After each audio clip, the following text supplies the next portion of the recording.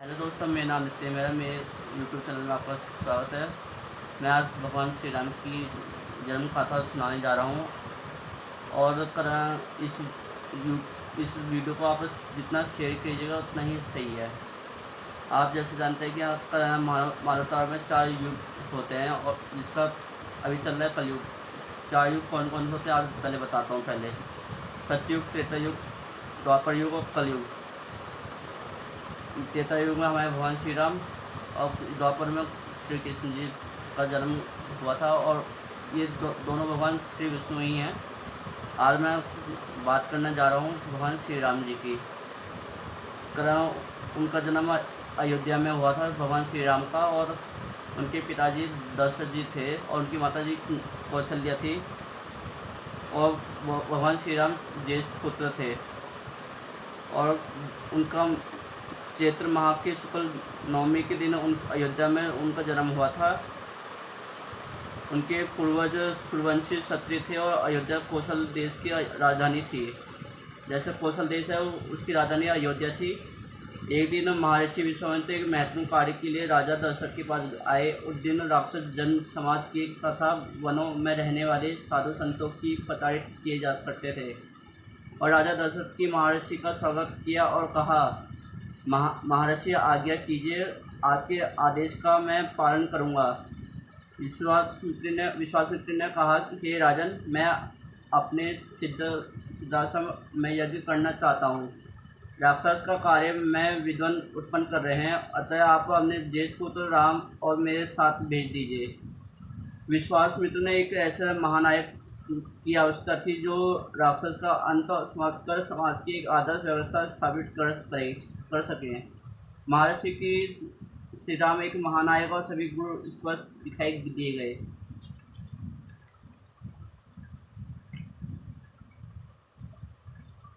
और श्री ऋषि की बात सुनकर राजा दशरथ की 3 रानियाँ थी, कौशल्या, सुमित्रा और कैकेयी। इन तीनों रानियों में राजा दशरथ की 4 पुत्र की प्राप्ति हुई। कौशल्या से श्री राम, सुमित्रा से लक्ष्मण, शत्रुघ्न से कैकेयी से भरत। और श्री राम सबसे बड़े थे। उनकी माता कौशल्या दक्षिण कौशल प्रांत की थी, जो आज की डेट में छत्तीसगढ़ के हैं। और कर्ण ऋषि की बात सुनकर दशरथ दुविधा में पड़ गए और बहुत वर्ष तक उनके कोई संतान नहीं हुई थी। एक महायज्ञ करने पर उन्हें 4 पुत्र की प्राप्ति हुई थी। राम उनके सबसे प्रिय पुत्र थे और उनके वेदों और तथा अन्य विषयों के अध्ययन भली भांति किया था। धनुर्विद्या और अन्य युद्ध कलाओं में भी वो निपुण थे। स्वयं राजकुमार और राम को बुलाया गया। उन्होंने विश्वामित्र आशय की जानकारी दी गई। उन्होंने सहर्षि महर्षि से कहा, मुनिवर, मुझ पर मेरे पिता का आशीर्वाद, उनका कृपा दृष्टि है, अतः राक्षसों से रक्षा करने के लिए मैं आपके साथ चलने को तैयार हूँ। पिता दशरथ की आज्ञा पाकर राम महर्षि के साथ चले गए। उनके साथ लक्ष्मण जी भी साथ गए। श्री राम को महर्षि द्वारा आवश्यक शस्त्र और शास्त्र की शिक्षा दीक्षा दी गई। श्री राम बचपन से ही वीर, धनुवीर और शांत स्वभाव के थे। और फिर उसके बाद महायज्ञ हुआ। उसके बाद श्री राम और राक्षसों के बीच युद्ध हुआ और जिसका अंत हुआ और कथा भी संपन्न हो गई। उसके बाद महर्षि लेके गए उनको। फिर महर्षि लेके गए मिथिला के राजा जनक के पास, जो वहाँ स्वयंवर रचा जा रहा था। फिर वहाँ स्वयंवर में ये राजा जनक ने एक शर्त रखी थी पूरे विश्व को कि जिसने भगवान महादेव का त्रिशूल का संधान कर दिया तो उसी का विवाह सीता माता जी के साथ होगा। और लास्ट में हमारे भगवान श्री राम गए थे और उस धनुष का संधान किया और उसके पश्चात हमारे माता सीता की शादी भगवान श्री राम के साथ हुई। इस प्रकार से उनके तीनों भाइयों की शादी माता सीता की बहनों के साथ हुई। उसके बाद स्वयंवर पूरा होने के पश्चात वो सब आगे थे अयोध्या नगरी की तरफ। ये कहानी है स्टार्टिंग में हमारे भगवान श्री राम जी की, जो अब तक चली आ रही है। उसके बाद राजा अभिषेक हुआ। अब राजा अभिषेक की कहानी सुनिएगा। राजा दशरथ अब युद्ध हो चुके थे। राजा दशरथ अब उनका युद्ध का हो चला था और उसके बाद उन्हें जल्दी ही राम का राज्याभिषेक करा और उसे राज्य का कार्यभार सौंपने का निश्चित किया। दशरथ ने राम को बुलाकर कहा, हे पुत्र, मैं अब बूढ़ा हो चला हूँ, प्रजा की रक्षा करना अब तुम्हारा कर्तव्य है। तुम राजा बनकर शासन करो, इसलिए तुम आज से सीता के साथ धार्मिक अनुष्ठान की तैयारी शुरू कर दो। यह सुनकर राम कुछ विचलित हुए। वे अभी पिताश्री को ही राजा के रूप में देखना चाहते थे, परंतु पिता की आज्ञा का पालन करना भी उनका अपना कर्तव्य मानते थे। जब अयोध्या वासियों को राम के राज्याभिषेक का समाचार मिला तो पूरे शहर में घर घर को आकर्षण रंगों को सजाया गया। रानी कौशल्या ने अपने पुत्र को आशीर्वाद दिया। राजमहल के अंदर प्रसन्न और आनंद का वातावरण था। राम को वन जाना पड़ा, ये कैसे, ये बताता हूँ। परंतु राम के युवराज बनने के समाचार सुनकर रानी को कैकेयी की दासी मिथिला खुश नहीं थी। वह रानी कैकेयी के पास गई और उसके कान भरने लगी, महारानी, ये तो सरासर कपट है। भरत की अनुपस्थिति में राम का अभिषेक कैसे हो रहा है। मतलब जो उसकी दासी थी मंत्रा, वो इतनी चालाक थी कि वो चाहते थे कि मंत्रा कैकेयी की दासी थी, जो कि वो चाहते थे कि भरत का अभिषेक हो और श्री राम का ना हो। वो इतना जलस फील करती थी मंत्रा। फिर उसके बाद आगे की कहानी बताता हूँ आपको। परंतु कैकेयी ने कहा, राम एक आदर्श पुत्र है, वह सबसे बड़ा है और मेरा भी माँ के समान स्नेह और सम्मान करता है। उसके युवराज बनने से भरत को प्रसन्नता होगी। मतलब भरत और उसके तीनों भाई राम के अभिषेक के लिए तो प्रसन्न थे, परंतु उसकी दासी थी मंत्रा, वो नहीं प्रसन्न थी। मंत्रा ने फिर कहा, महारानी, यदि राम राजा बन गए तो आपके कौशल्या की दासी बनना पड़ेगा।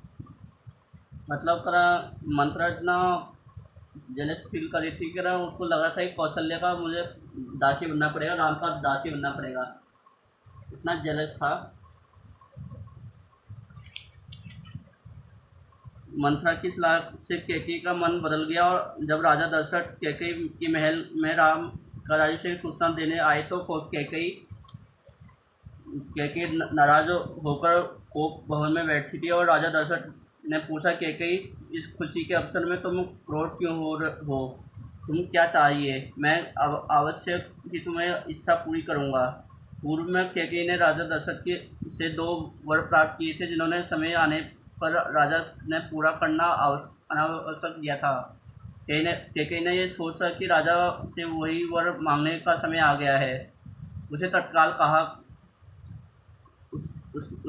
कहा कि राजन, आपने मुझे 2 वर दिए थे, आपको स्मरण होगा, अब उन्हें पूरा कीजिए। राजा ने कहा, बताइए तुम्हें क्या इच्छा है? कैकेयी, राम के स्थान पर मेरे पुत्र भरत का राज्याभिषेक हो। दूसरा यह है कि तुम तुरंत 14 वर्ष का वनवास प्रस्थान करें। दूसरे वर्ष सुनकर राजा दशरथ पर मनो पहाड़ टूट पड़ा। उन्होंने कहा, हे दृष्टि, तुम्हें क्या हो गया है? क्या राम तुम्हें अपने मां नहीं मानता? उसने तुम्हें कब दुख दिया? मैं किस प्रकार उसके बिना जीवित रह सकूँगा? अत्यंत ताप के कारण वे बेहोश होकर गिर पड़े, परंतु कैकेयी का कलुषण हृदय द्रवित नहीं हो पाया। जब मंत्रा ने इतना सुनाया कैकेयी को कि कैकेयी फिर सारा गुस्सा फिर राजा दशरथ पर निकालने बैठ गए।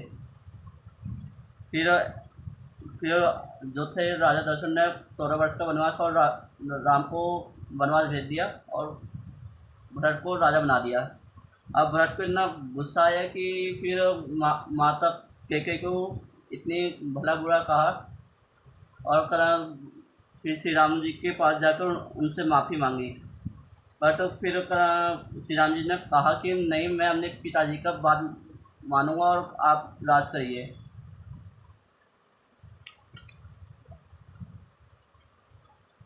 फिर भगवान श्री राम 14 वर्ष का वनवास में गए थे फिर इसी प्रकार से फिर 14 वर्ष, जहाँ पूरा 12 वर्ष तो करा उन्होंने वनों में बिताया था, और बाकी 2 वर्ष तो, 2 में से आधा वर्ष तो उन्होंने श्री राम जी को न सीता जी को ढूंढने में लगाया था।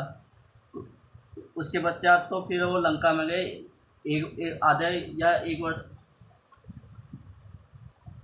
14 वर्षों के करीब अंतराल में करीब वादी का वध भी हुआ, और राक्षस का भी वध होते रहे। फिर उन्होंने सेतु बनाया, उन्होंने कई चीज़ें करी। फिर हनुमान जी से भी भेंट हुई उनकी तरह। फिर लंका दहन हुआ, लंका को भी जलाएगा लंका जलाई हनुमान जी ने।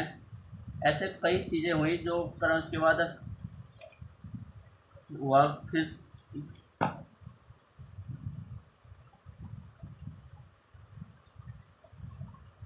आज के लिए इतना ही। धन्यवाद। मेरा यूट्यूब चैनल में आपका स्वागत है।